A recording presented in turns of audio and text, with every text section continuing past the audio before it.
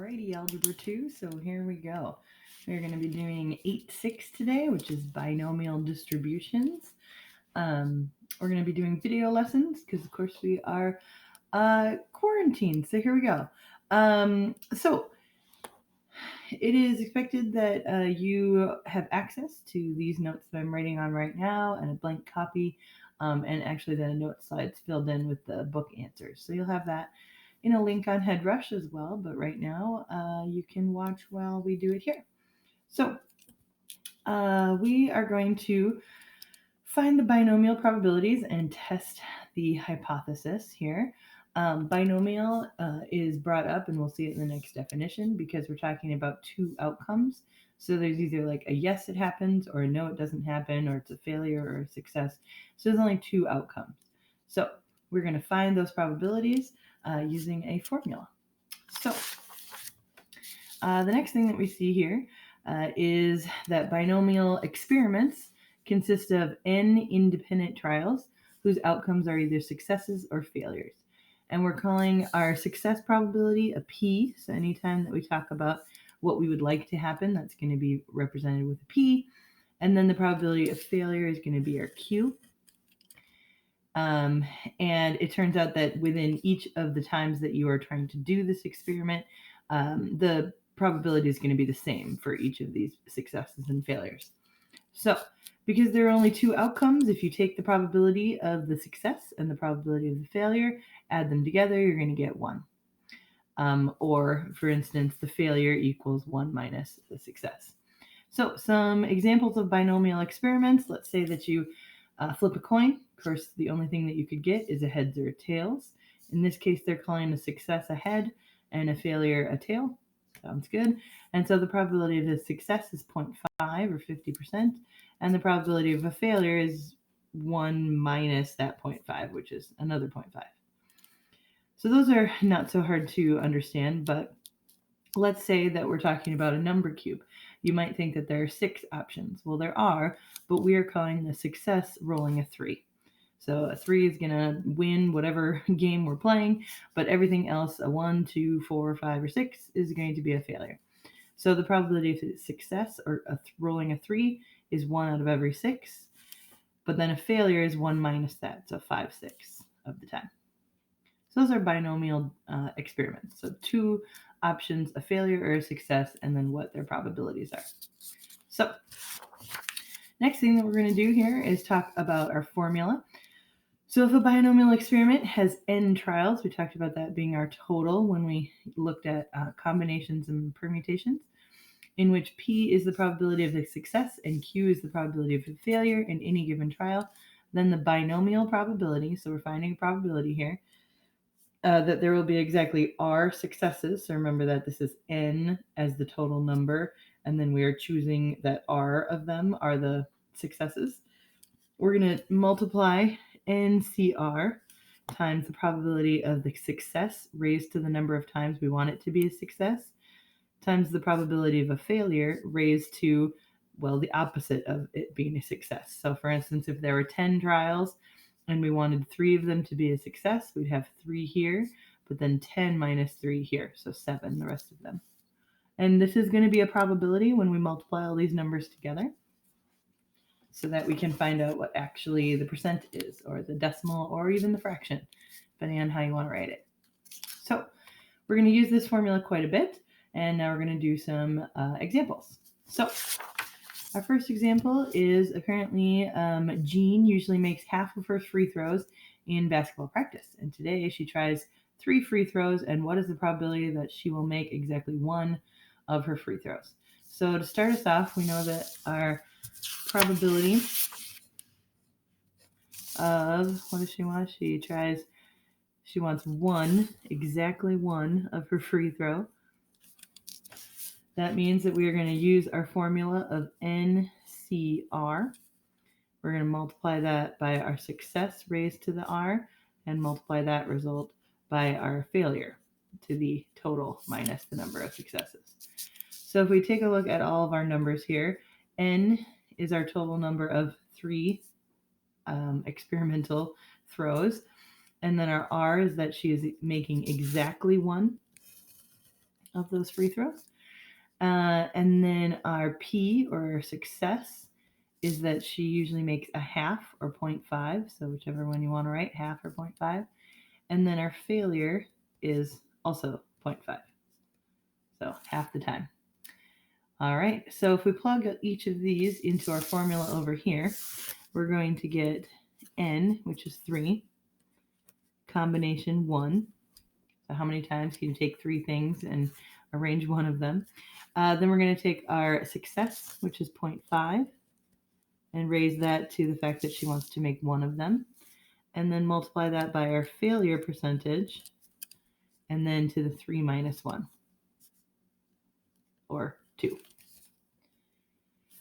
So if we evaluate this, 3C1, remember on your calculator, to get to each of these, you're going to go to your math key and then over to probability. And then you have your option here of permutation and combination. So if we choose NCR and scroll back, we can put in the fact that we wanted 3 and we were going to arrange one of them. And so there are 3 ways of doing that, picking 1 out of 3. So 3C1 is 3. 0.5 to the 1 is 0.5. And then 0.5 to the 2 is 0.25. But of course, you can do that on your calculator.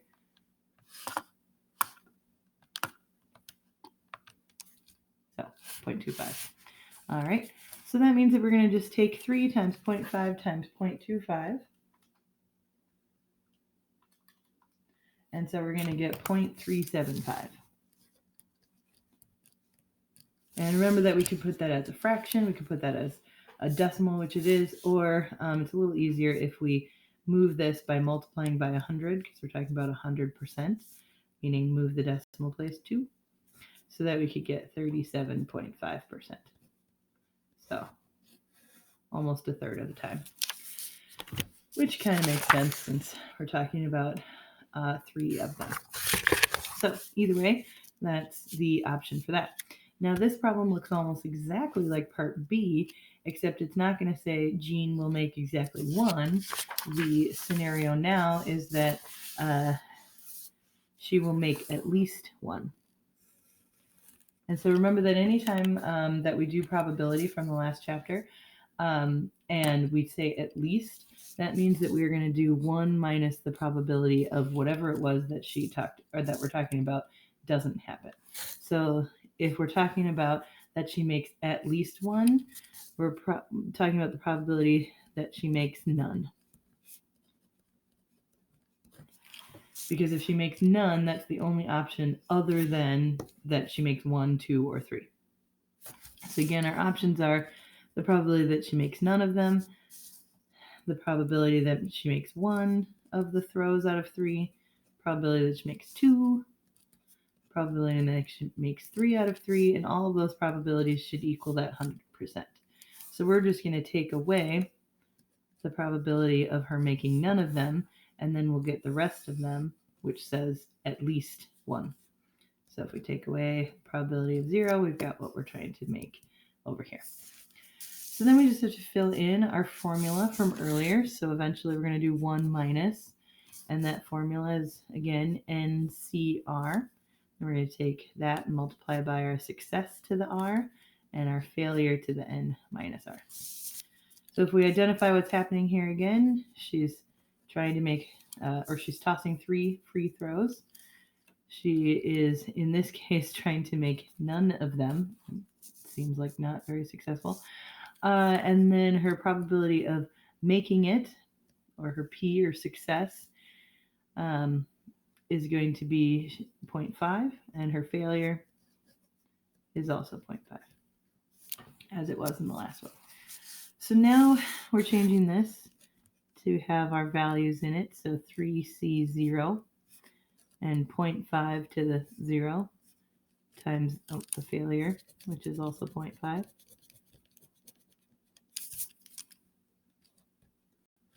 And then that's going to be to the 3 minus 0. So technically 3. All right. So again, eventually we're going to do 1 minus this sum. And 3 choose 0.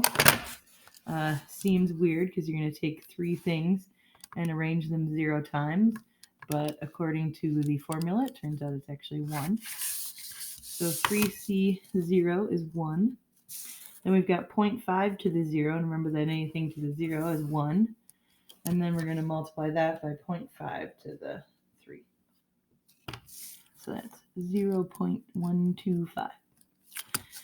So then to solve, we're going to take basically 1 minus 0.125, and that leaves us with 0.875. And of course, that's an odd way to think of it. So if you again multiply by 100, we're going to get 87.5%. So 87.5% of the time she is going to make at least 1. So I would say that's helpful. All right. Next problem moves on from free throws.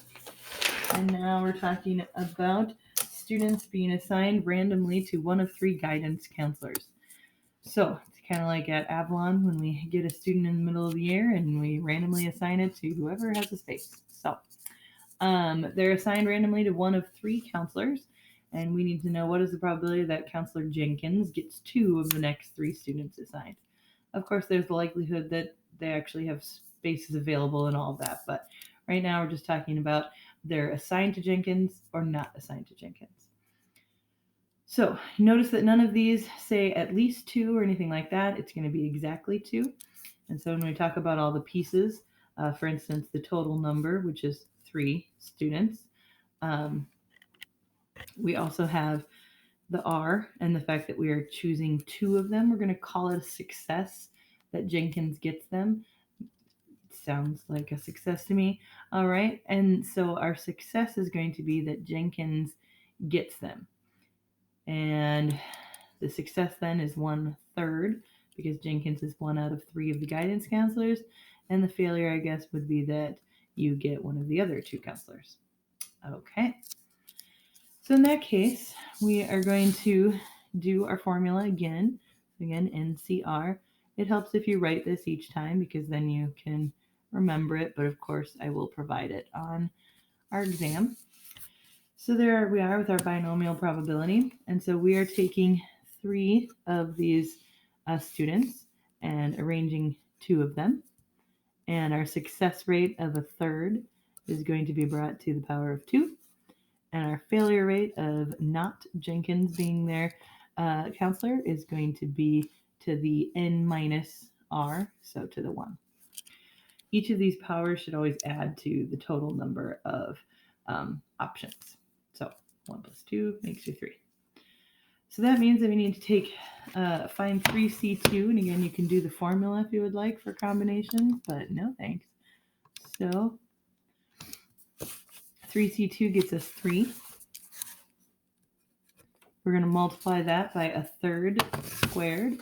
So on your calculator, if you don't know how to do that, you would put 1/3, always fractions in parentheses, squared, and that's going to be 0.1 repeating. Of course, if you want that as a fraction, because who doesn't, you can hit your math key and select the fact that you're changing it into a fraction, and you get 1/9. So, which we could have known from squaring 1/3. Anyway, so we're going to multiply that by 1/9 and then by 2/3, because 2/3 to the 1 is 2/3. So 3 times 1/9 times 2/3 is going to make 2/9. And so it looks like the probability is going to be 2/9. And again, that's a weird probability.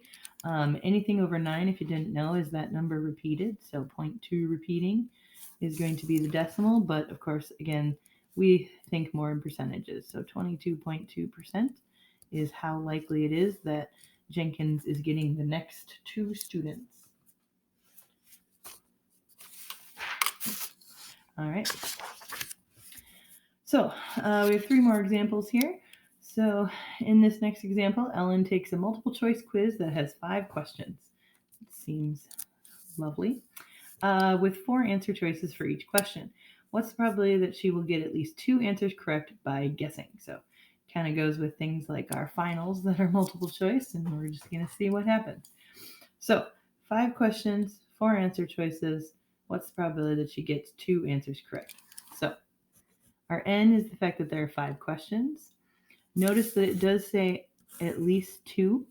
And so we can go about this a few different ways, thinking of how we did it earlier, listing it. You could get that she got none right. She could have 1 right. She could have gotten 2 or 3 or 4 or 5. And all of these are going to add up to equal the 100% probability.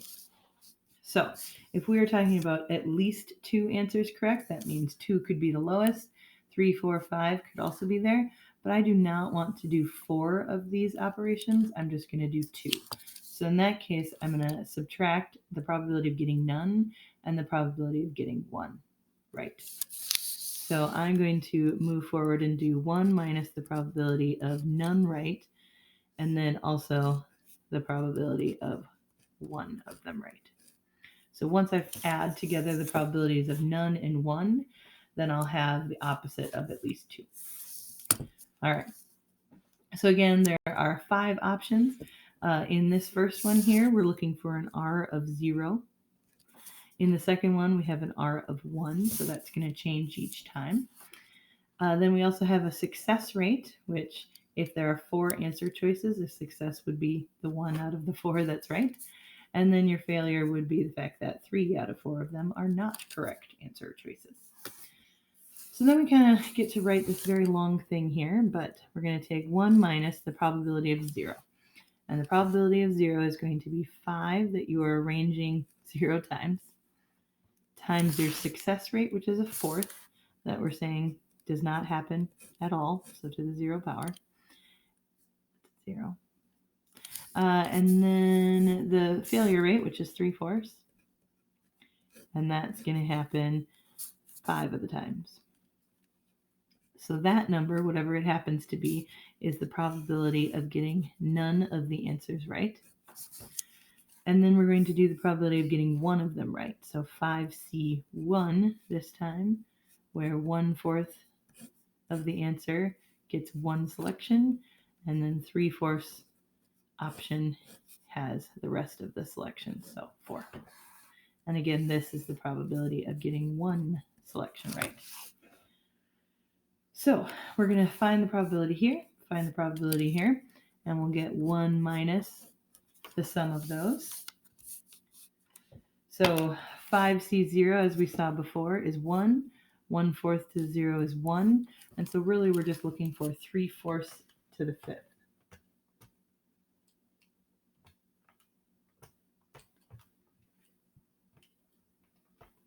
Which is a very large fraction, so I'll just use its decimal. So 0.2374 is the probability of getting none of them right. So 23% of the time. And then 5C1 is going to be 5 and not 1 this time. 1/4 to the 1 is 1/4. And then we'll multiply all of that by 3/4 to the 4.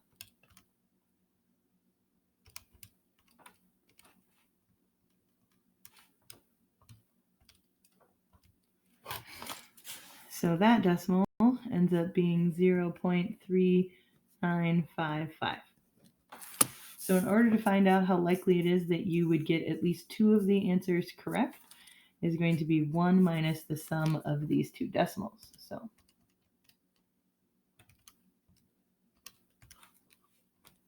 So the sum of both of those is 0.6329, and then that result is 0.3671.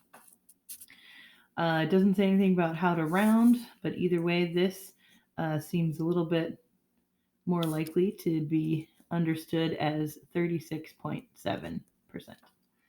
So the likelihood that whoever's taking this quiz, just randomly guessing 5 questions, that they're going to get at least 2 right, which is less than an F anyway, is 36% of the time.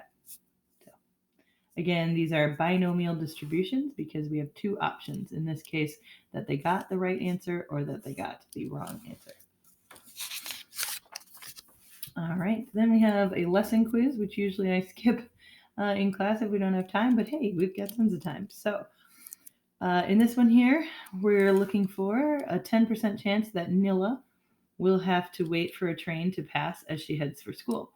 What is the probability that she will not have to wait for a train all 5 days this week?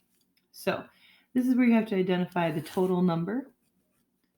We also have to identify our R value and our success probability and our failure probability. So from what I can tell, it looks like it is a success to not have to wait. So I'm going to guess that a success is 0.9 versus a failure is 0.1 because they're going to have to wait.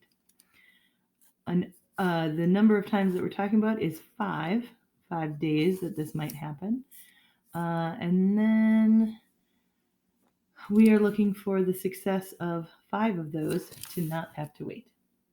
So again, what is the probability that you will not have to wait? So 5 non-waits out of the 5 days. So the formula that we've had before is NCR, multiplying that by P to the R, and then Q to the N minus R.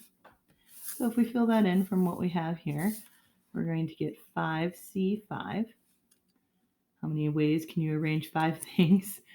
Is 1. And then over here, our success is 0.9, and that's going to be raised to the 5. We want that to happen 5 times. And then our failure is 0.1, and we're going to raise that to the 0 because we don't want that to happen at all. Notice that none of these say at least, so we're not going to subtract anything versus the next one, which says at least. All right, so 5C5 is 1, and then we're going to take 0.9 and raise it to the 5th power, which is 0.59049, and then that is also times 1 because 0.1 to the 0 is 1.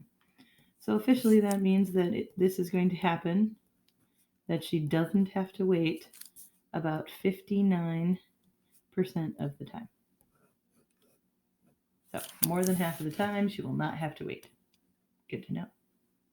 All 5 days. All right, then our last piece here is Chrissy has 3 arrows and the probability of her hitting the target is 2/5. What is the probability that she will get at least 1 arrow on the target? So again, at least 1 arrow is going to mean that we would do 1 minus 0 times. So we're going to do 1 minus the probability that she doesn't make any of them.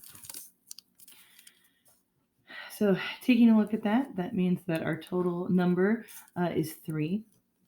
We want, well, in this case, there to be no successes, so we can subtract that. The success probability is going to be 2/5, and then the failure probability is 3/5, because 1 minus 2/5 would get you 3/5. Then if we fill it in, the formula, without writing the entire thing again, we're going to take 3, choose 0,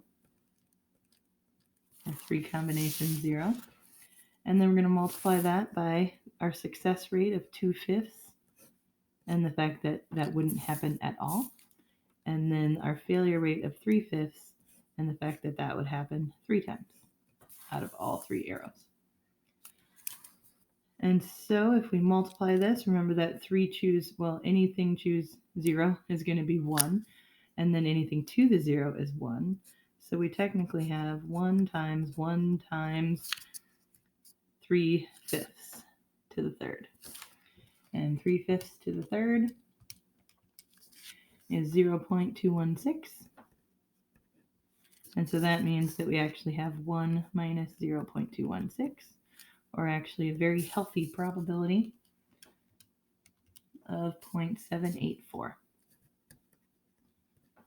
Again, that's not necessarily something that makes sense in my head, so we're going to rewrite that as 78.4%. All right, so 78.4% of the time, she'll get at least 1 arrow. Again, the way that I like to think of these at least ones is kind of thinking of how many things are completely possible. So in this case, she could make 0 arrows, or 1 or 2 or 3. And so if I want at least 1, that means that 1, 2, and 3 are in the success, but 0 is not what we want. That's why we'd subtract it out. All right, so hopefully that was helpful. And the next video, if you watch it, is going to be all of the answers worked through on the assignment, but it is expected that you would take this lesson, work on the assignment, maybe check those answers on the answer key, and then if you still need some help, you can watch the video that I do all the problems on. All right, sounds good. Thanks.